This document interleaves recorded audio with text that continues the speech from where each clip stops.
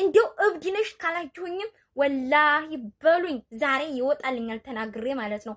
እንደው ድንግልናው ቢመለስልኝ ኑሮ ማለት ነው አፍንጫህን ይዤ ነበር ማስመልስህ። ወላሂ ለአዚም እንደምንም ብዬ አስመልስ ነበር፣ ግን አይመለስም። አንድ ጊዜ ከዲ ነው።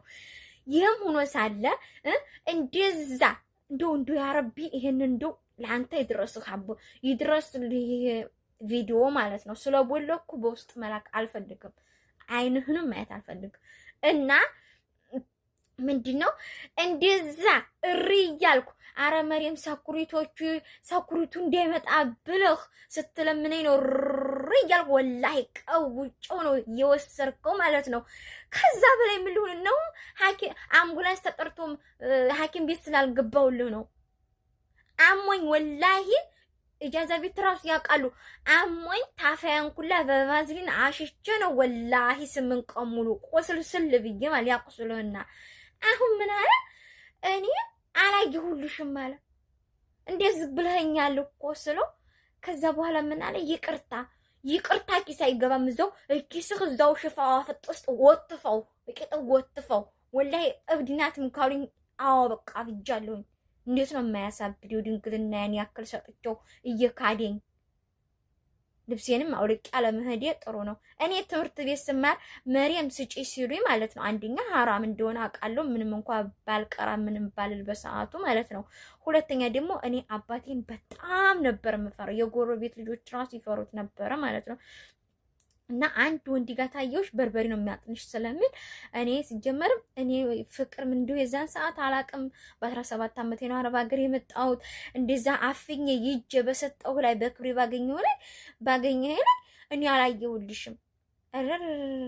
እኔ ግን አፎ ብያለሁ። ለምን ምንም ቢሆን ያው መቼም የወጋ ቢረሳ የተወጋ ይረሳ ይባላልና እኔ እወድህ ነበረ። ያው እኔ አሁንም ቢሆን እኔ አልጠላውህም፣ ግን እኔ ልቤ ቆራስ ስለሆነ በቃ ፍቺ ደርሰናል፣ ተፋተናል። خلاص መልሼ ደግሞ ልቤ ውስጥ ማስገባት አልፈልግም። ማንም ወንድ ልቤ እንዲገባ አልፈልግም፣ ወላሂ አልፈልግም። ቆሜ ቀርቼ እንዶ አላህ ሂዳያት። አይ ወንዶች እኮ ደህና ነገር አይወድልንም። እንዱ አሳዘነችኝ የምር እና አልሳቃችሁም? እንደኔ ግን አስቃችኋል። የምር ከልቧ ቅጥል ብላለች እኮ ጨርቄን አውልቄ አለመሄዴ እያለች ነውና እሷ ስንት ዓመት ሙሉ አምቃ ድግልን ይመስል ሰታ አላየሁም ማለት እሱ እንግዲህ ተመልከቱ። እና ልጅቷ ስታወራው ወንድ ጋር ቀርባ እንደማታውቅ ነው። ቆይ እኔ የምለው ዝግዝቀት ዘለሽ ነበር እንዴ? ነው ስፖርት ትምህርት ቤት ስፖርት ጀምረሽ ነበር? ይሄ ልጅ መቼም ይሄንን ሁላ እውነታ አይክድም። ወይኔ ያሳዘነች። እኔ እንደዚህ አይነት ነገር እየቀረጠ ማን ነው እየለቀቀ ያለው ግን? ኧረ ተው ግን እንትን አታውጡ፣ ገበና አታውጡ። እቺ ልጅ አሁን ገበናዋ ቲክቶክ ላይ ተለቅለቅ ብሏልና እንደዚህ አይነት እውነተኛ ሴቶችን ደግሞ ወንዶች እኮ የሚወዱት ቀጣፊ ነው።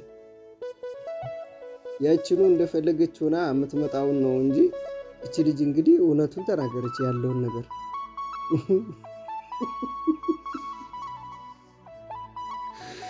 ወይ ጉድ! ቆይ ለፍቅረኛ ሰታ ነው ለባሏ ነው እንደዚህ ያደርጋት ነው? ፈቶሽ ነው የለሽም አላገኘሁብሽም ብሎ ፈቶሽ እንዳይሆን የምር በቃ ለማውራት ራሱ የሚደብር ነው። ብቻ የሚለቀቁት ነገሮች ሰሞኑን በጣም ከባድ ነው። ብዙ ነገር ነው የምንሰማው በየጊዜው። አሁን ይሄ ዛሬ አስቆናላ። የዛሬ ሳምንት ደግሞ ምን አይነት ጉድ ሊመጣ ይችላል? በየቀኑ አዲስ ጉድ ነው። እንግዲህ ረመዳን እየመጣ ነው። ከጉድም መውጣት አለብን። እስቲክፋር ማድረግ አለብን ሁላችን። እስቲክፋር ያስፈልጋል ወላሂ። እኔ በፈጣሪ ያለ ዘወር ስል እንግዲህ ከቲክቶክ መንደር የማገኘውን ላስቃችሁ ብዬ ነው። የማይመቻችሁ ከሆነ ደግሞ አብሽሩ ይቀራል እንዴ። ያለ እናንተ መብት ምንም ነገር አይፖሰትም። ብቻ ልጅቱ ተመችታኛለች ግልጸኝነቷ።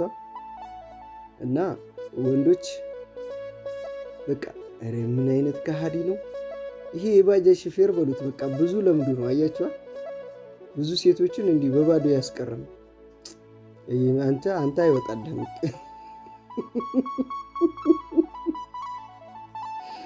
ሾርጣ ይመጣል እያልከኝ እንደዛ እሪ ብዬ እንዴት ትክዳለህ እያለች ነው እንግዲህ የጩኸቷ ብዛት ማለት ነው።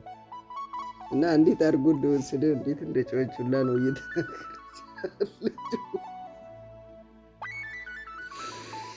ጉድ ከዚህ አይነት ገበና አውጣን ነው የሚባለው።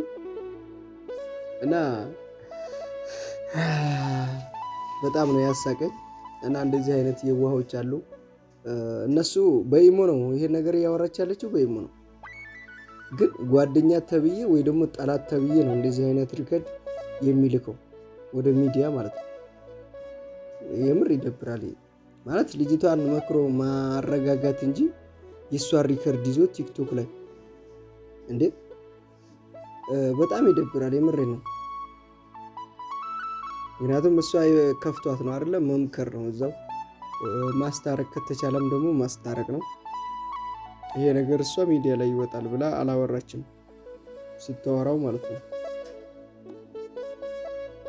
ሲጀመር እንደሚለቀቅ አውቃለች መስል ካበደች አብደሽ ያልበሉኝ እያለች ነው ያወራችውና ይመቻችሁ እላችኋለሁ። በዚህ ጊዜ ግን እንደዚህ አይነት ታማኝ ሴት ማግኘት ከባድ ነው። አባቴ በርበሬ አጥልሻለሁ እያለኝ ለስንት ዓመት ያኖርኩትን ብላለች። ትክክል ናት። ሐራም መሆኑንም አውቃለሁ። ትምህርት ስማር ስንቶች ስጭኝ ሲሉኝ፣ ስንቶቹ ሲዋሹኝ፣ እኔ ግን አፍኜ ይዤ ሳውዲ አረቢያ ያስገባሁት እያለች ነው። በስደት ላይ ስንት ተራራ ቆርጣ ሂዳ ስንቱን ችግር አሳልፋ ድንግል ይዛ የተገኘ ሴት ትለያለች። የምር መሸለም አለባት እንዴ! እዩት እስቲ። ትምህርት ቤቱ ይቅር፣ የሀገር ቤቱ ይቅር። እች ልጅ ስንት ስደት ሂዳለች እኮ። አይፈረድባትም። ቢያጣባት ራሱ አይፈረድባትም። አንተ ቢስሚላህ በላይ የጀመርከው መያዝ ነው እንጂ ምንድን ነው አገኘው የለሽ ምናምን። ይሄ ነገር አልቀረም። ግን ሴቶቹም ያዙ ዞሩ። ግን ደግሞ ወንድም ደግሞ ካልተገኘ ያ ነገር ቢስሚላህ ብሎ ኑሮ መያዝ ነው ያለበት። ድንግልና ትዳር አይሆንም። እና ግን ልጅቱ እንደምታፈቅረው ነው ውስጧ። እንግዲህ ያሉላ ችግር ውስጧ ፍቅር ስላለ ነው። ቢመለስ ኖሮ አስመልስ ነበር አፍንጫ ልጅ እያለች ነውና እውነት በህግም ቢሆን አስመልሱልን። እና እንደማይመለስም አውቃለች። አንዴ ከሄደ ሄደ ነው አይመለስምና እንጂ